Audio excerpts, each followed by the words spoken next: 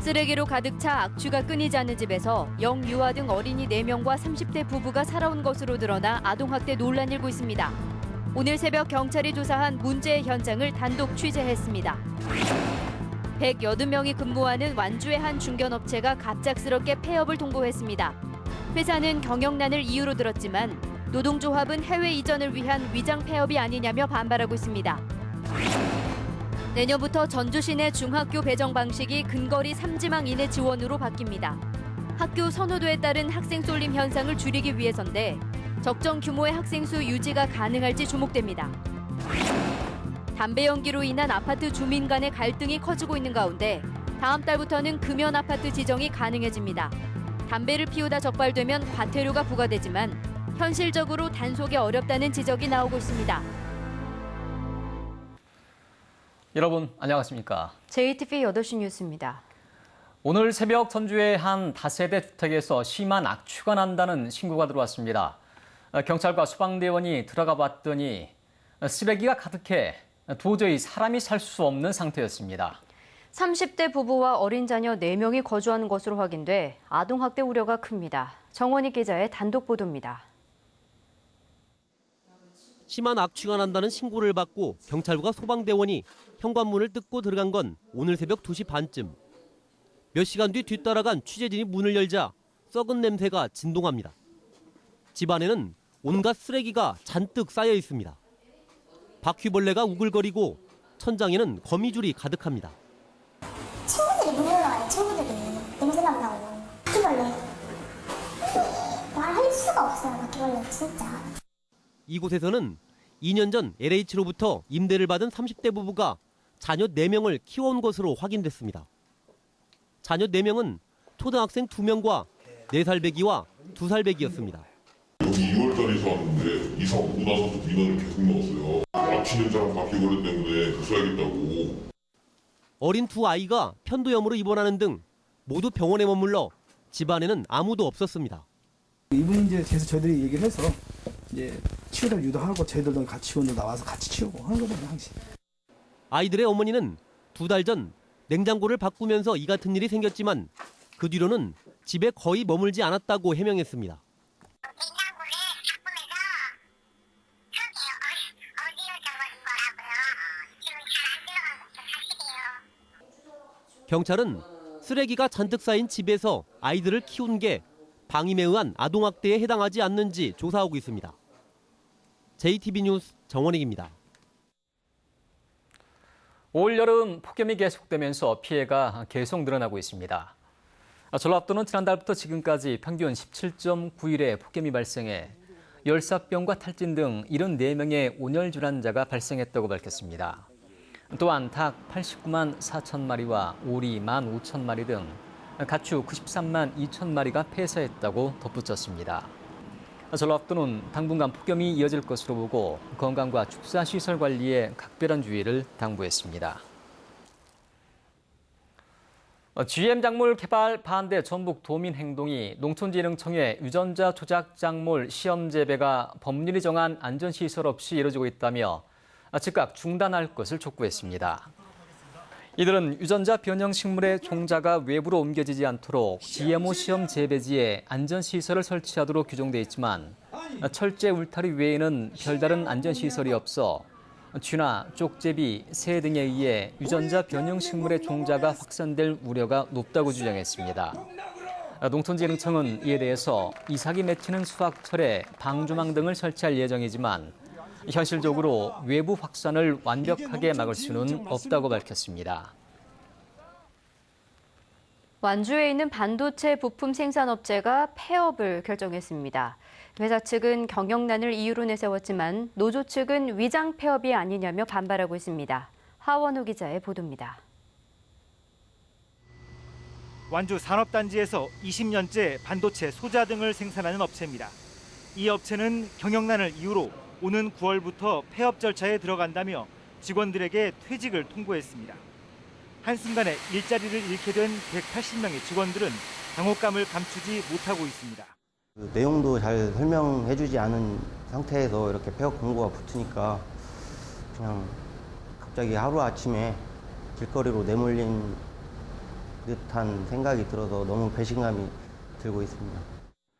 노동조합은 그러나 회사 문을 닫을 만큼 경영 여건이 나쁘지 않다며 반박하고 있습니다. 이 업체의 생산품은 전량 지주회사인 KC 홀딩스로 납품됩니다. 그런데 30원 안팎 끼던 주요 생산품의 납품 단가가 지난해 8월부터 4원대로 뚝 떨어졌습니다. 이 때문에 노조는 중국이나 태국에 있는 계열사로 설비를 이전하기 위해 일부러 납품 단가를 떨어뜨린 게 아니냐는 의혹을 제기하고 있습니다. 여기서 사용하고 있는 설비를 해외로 이설하려고 하는 것 같습니다. 그러다 보니 제품 단가를 낮추어 판매하고 사용할 수 없는 설비를 사들여 폐업에 필요한 명분을 쌓고 있습니다. 회사 측은 그러나 위장 폐업이 아니라고 주장했습니다. 인건비와 원자재 가격 상승, 납품 단가 하락으로 적자 폭이 늘어나 어쩔 수 없이 폐업을 결정했다고 해명했습니다. 위장 폐업이라는 건 아니고요. 실질적으로 회사가 경쟁력이 없기 때문에 회사는 7월 20일 날 이사회에서 폐업 결정이 났고, 그래서 아마 후속적으로 9월 1일부터는 폐업 절차에 진행하는 걸로 이렇게 진행이 된다. 노동조합은 일방적인 폐업을 철회하고 회생 방안을 논의하자고 요구하고 있지만 회사는 폐업을 강행하겠다는 입장이어서 양측의 갈등이 커지고 있습니다. JTB 뉴스 하원호입니다. 경기 침체로 어려움을 겪고 있는 조선업계를 지원하기 위해 지방세 납부 기한을 연장합니다. 전라북도는 조선업계의 어려움을 덜기 위해 현대중공업 군산조선소와 협력업체의 지방세 납부 기한을 1년 연장하고 체납 처분을 유예하기로 했습니다. 현대중공업 군산조선소와 협력업체는 한 해 지방세로 36억 원을 납부하고 있습니다. 예산 부족 등을 이유로 20년 넘게 방치된 장기 미집행 도시계획시설 가운데 설치가 불가능한 시설의 경우 올 연말까지 의무적으로 해제해야 합니다. 전라북도는 장기 미집행 도시계획시설이 사유재산을 침해한다는 이유로 헌법 불합치 판결을 받음에 따라 전주시를 비롯한 기초자치단체가 올해까지 설치 불가능한 시설을 해제한 뒤 관리 방안을 정비해야 한다고 밝혔습니다. 도로와 공원을 비롯해 20년 넘게 방치된 전북의 장기 미집행 시설은 모두 4,600곳에 이르지만 지자체가 예산 부족을 이유로 개발을 미뤄 제때 재산권을 행사하지 못한 민원인들이 반발하고 있습니다. 전주시가 유해성 검사 사각지대에 놓였다는 지적을 받은 도심공원의 우레탄 체육시설에 대해 유해성 검사를 실시하기로 했습니다. 전주시는 도심공원 내 족구장 등 우레탄 시설 33곳을 대상으로 이달 안에 납과 카드뮴 등 유해성 검사를 진행하기로 했습니다. 전주시는 지난달 체육공원의 우레탄 시설에 대한 유해성 검사 계획을 발표했지만 도심공원은 검사 대상에서 빠져 있었습니다. 내년부터 전주시 내 중학교 배정 방식이 근거리 3지망 이내 지원으로 바뀌게 됩니다. 학교 간 학생 수의 빈익빈 부익부 현상을 해소하기 위해서인데요. 정상적인 교육과정 운영이 가능한 적정 규모의 학생 수가 유지될지 주목되고 있습니다. 조창현 기자가 보도합니다. 전주시 내 한 중학교입니다. 이 학교의 1학년 학생 수는 45명으로 간신히 2개 학급을 편성했습니다. 학년당 학생 수도 3학년 61명에서 2학년 53명, 1학년 45명으로 꾸준히 줄고 있습니다. 학생이 적다 보니 전체 교사의 절반은 순회 교사가 배정됐고 학교 건물 4층은 아예 빈 교실로 방치하고 있습니다. 아파트가 학교를 둘러싸고 있지만 주변에 사는 아이들조차 이 학교를 기피하면서 빚어진 일입니다. 아무래도 우리 학교 주변 여건이 너무 열악하다 보니까 학부모님들이 그런 부분을 가장 꺼려하지 않나 이렇게 생각됩니다. 반면 이 학교와 인접한 사립중학교는 학년당 6개 학급을 편성할 정도로 학생이 몰려 대조를 보이고 있습니다. 전주시 내 전체 중학교의 25%가량인 8개 학교는 이 학교처럼 학생이 없어 한 학년에 2개 학급을 만들기가 어려운 원도심 중학교인 것으로 나타났습니다. 이처럼 학교 선호도에 따라 학생 쏠림 현상이 심해져 정상적인 교육과정 운영이 곤란해지자 교육청이 중학교 배정 방식을 바꾸기로 했습니다. 현재 같은 학군에 있는 모든 학교에 지원이 가능한 방식을 가까운 학교를 3지망 이내에 우선 지원하도록 변경하기로 했습니다. 이럴 경우 학생이 적은 원도심 학교도 학년당 최소 3학급 규모로 배정이 가능할 것으로 교육청은 전망하고 있습니다. 학교의 선호와 상관없이 3지망 이내에 지망을 하게 함으로써 학교 간에 균형 있게 발전할 수 있는 그런 제도라고 이렇게 보겠습니다. 교육청은 경기도 성남시처럼 근거리 우선 배정 원칙의 도입을 검토했지만 학교 선택권을 원천적으로 봉쇄할 수 있다는 학부모 의견이 많아 3지망 이내로 확대했다고 밝혔습니다. 전주교육청은 조만간 행정예고와 학교 설명회 등을 거쳐 내년 중학교 배정부터 변경된 배정 방식을 적용한다고 밝혔습니다. JTB 뉴스 조창현입니다.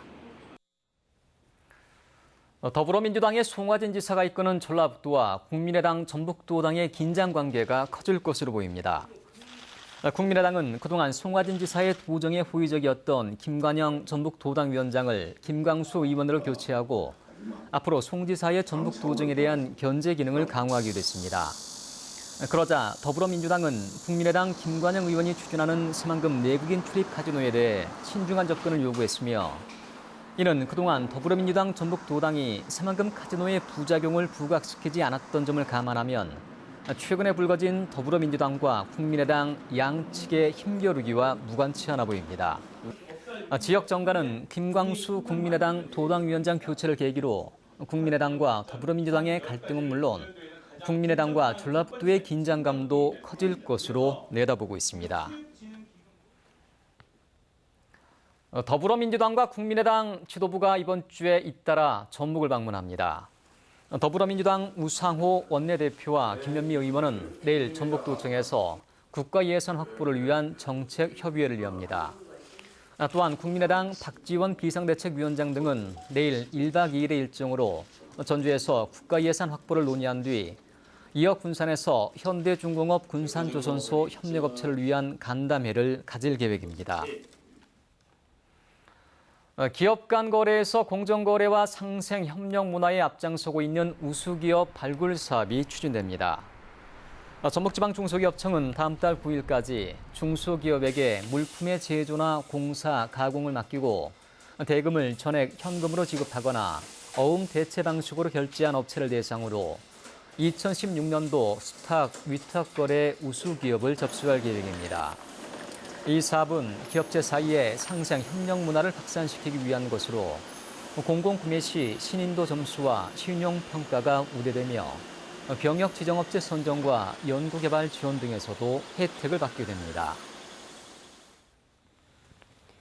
요즘 소음 못지않게 담배 연기로 아파트 주민 간의 갈등이 커지고 있습니다. 다음 달부터는 법이 바뀌어 금연 아파트 지정이 가능해지는데 관건은 이웃의 배려라는 지적입니다. 권대성 기자입니다. 한 아파트 단지의 주민생활 안내 방송입니다. 소음보다 담배 연기 문제가 먼저 거론됩니다. 첫째, 계단, 세대 베란다나 화장실 등에서 담배를 피우시면 내 가족만이 아닌 내 이웃에게도 피해가 갑니다. 늘어가는 흡연 갈등에 2달 전에 입주자 대표들의 결정으로 자율적인 금연 아파트를 선언한 곳도 있습니다. 따로 벌칙은 없지만 인식을 바꿔 갈등을 줄여보자는 취지입니다. 흡연에 대한 민원도 조금 줄어든 것 같고요. 또 단지 내 청소를 하다 보면 담배꽁초 같은 경우도 조금 좀 줄어든 것 같아서 조금씩 효과가 좀 눈에 띄게 나오고 있지 않는가. 9월부터는 입주민의 절반 이상이 동의에 신청하면 시군이 해당 아파트 복도와 계단 등을 법적으로 금연구역으로 지정할 수 있습니다. 담배를 피다가 적발되면 10만 원의 과태료를 물어야 합니다. 하지만 현실적으로 단속은 힘들다는 예상이 나오고 있습니다. 신고를 하게 되면 저희가 감독으로 해서 이제 뭐 하러 가면 이미 상황은 끝난 상태라 이렇게 과태료 부과하기는 어려울 것 같아요. 그래서 홍보 궤도가 굉장히 중요한 것 같습니다. 법적으로 금연 아파트 지정 대책이 나오긴 했지만 주민 간 갈등을 줄이는 최선의 방안은 이웃을 위한 배려라는 지적이 높습니다. JTB 뉴스 권대성입니다.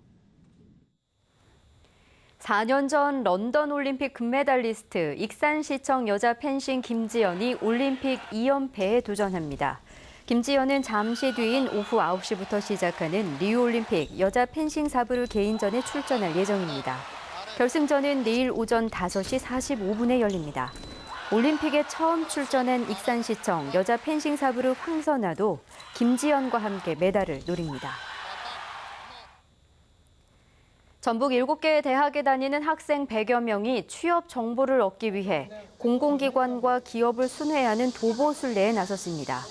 이들은 7박 8일 동안 전북 혁신도시와 전주산업단지, 완주산업단지에 이르는 100km를 걸어 공공기관과 기업을 직접 방문해 관련 시설을 살펴보고 기관과 기업 관계자와 취업 정보에 대해 얘기를 나눕니다. 임실에 있는 전북 119 안전체험관에 방사선 보건 안전체험시설이 설치됩니다. 전라북도와 한국수력원자력은 가상현실과 증강현실 등 과학기술을 통해 자연 속의 방사선을 배울 수 있는 시설을 내년까지 전북 119 안전체험관에 설치하고 2018년부터 운영하기로 했습니다. 순창 출신으로 일제 농산물 수탈에 반대하는 등 항일운동을 펼쳤던 애국지사 이희동 선생이 향년 91세로 별세했습니다. 이희동 선생은 순창 농림고등학교를 다닐 때 화영회를 조직해 민족 독립에 관해 토론했고 이후 태평양 전쟁에서 일본의 패색이 짙어지자 반일낙서와 공출 방해 운동을 전개했습니다. 정부는 1990년 이희동 선생에게 건국 훈장 애족장을 수여했습니다. 명성 황후 시해에 가담한 친일파 이두황의 묘에 친일 행적을 알리는 표지판이 설치됩니다. 민족문제연구소 전북지부는 이두황 묘로 들어가는 입구에 이두황의 친일 행적을 담은 단죄비를 설치하고 오는 13일 제막식을 열 계획이라고 밝혔습니다. 이두황은 명성황후 시해와 동학농민군 토벌에 앞장선 공로로 일제 신임을 얻어 전라북도 장관까지 지낸 대표적인 친일파로 그동안 이두황 묘의 친일 안내판 설치가 필요하다는 주장이 제기되었습니다.